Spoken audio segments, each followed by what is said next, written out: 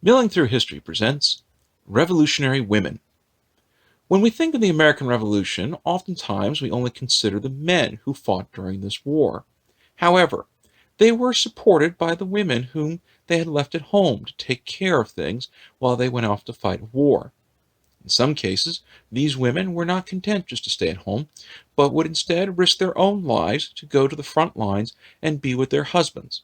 As such, we are looking today at a few revolutionary women whose role within the war itself made a great impact. When we think of the American Revolution, though, perhaps no woman should begin this list other than Martha Washington, the wife of George Washington. For her, we think of her as being the very first of First Ladies, and she certainly was an example to many other women throughout the country during the Revolution. She supported the army through sewing circles and gathering supplies. In addition to this, during winter quarters, she would travel to wherever the army was encamped and spent every winter with General Washington during the war years. In addition to this, she would provide comfort to soldiers and was always seen as an indispensable nurse. She would emerge from the war as a selfless, courageous, and patriotic American, and was described by one onlooker as, quote, "I never in my life knew a woman so busy from early morning until late at night as was Lady Washington, providing comforts for the sick soldiers." An example truly to behold. The second revolutionary woman to consider is Abigail Adams, who was a firm advocate for the equality of women during the American Revolution. At the beginning of the Second Continental Congress, she would advocate to her husband, John Adams, that the creation of a government in what would be formerly the American colonies and eventually the United States should give legal status of women being equal to that of men. In addition to this, while her husband was busy dealing with the creation of a rebel government in hopes of creating an independent government, she maintained the family home in Braintree and said herself, quote, "I hope in time to have the reputation of being as good a farmist as my partner has of being a good statesman." Unofficially, though, she would also serve as an advisor to her husband, and the letters between the two show that John Adams often sought her counsel on many issues, not just during the Revolution itself, but also well into his political career, even all the way through the presidency.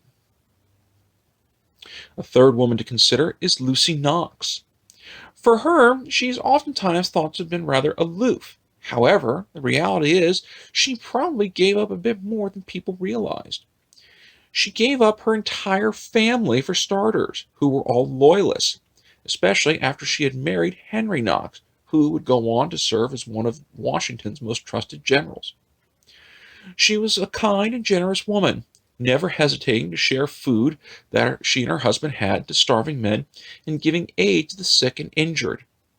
Interestingly enough, her efforts at trying to help create a new nation were so profound that until the year 1794, neither she nor her husband ever had a permanent residence to call their own.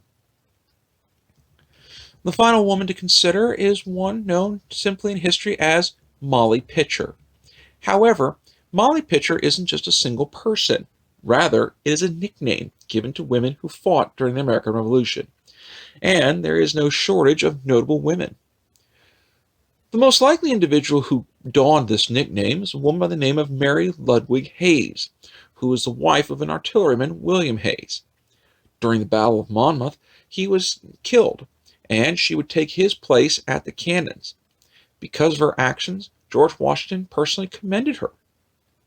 A second person who also was the wife of an artilleryman was Margaret Corbin. Her husband John was inside of Fort Washington, and during the defense of the fort he was killed, and she would continue fighting his place at the cannons.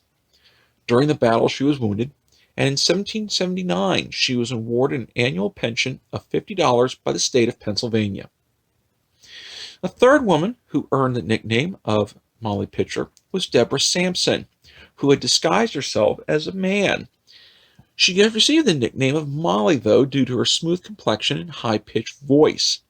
However, no one ever realized that she was actually a woman, or at least no one publicly admitted as much. By the time the war was over and Congress eventually allowed for a pension, she would successfully petition and receive one, being only the second woman to actually receive one, and that was right behind Margaret Corbin.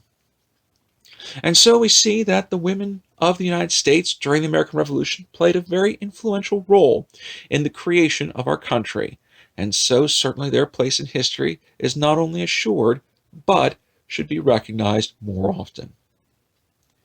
Be sure to click like, share, and subscribe for future episodes of Milling Through History, and leave comments below for future episode ideas. And be sure to take a look at our suggested reading page.